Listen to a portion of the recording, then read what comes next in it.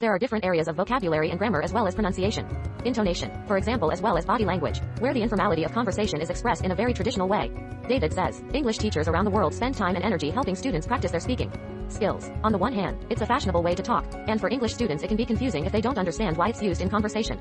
His latest book, Let's Talk How English Conversation Works, explores everything that makes conversation successful and what doesn't. There are many ways to teach students how to have a successful conversation, such as speaking informally, using intonation, and giving feedback. The Pearson English podcast invites English language experts from around the world to share their research and experiences, and to discuss changes in language teaching. English language learners do the same thing when they speak in their native language.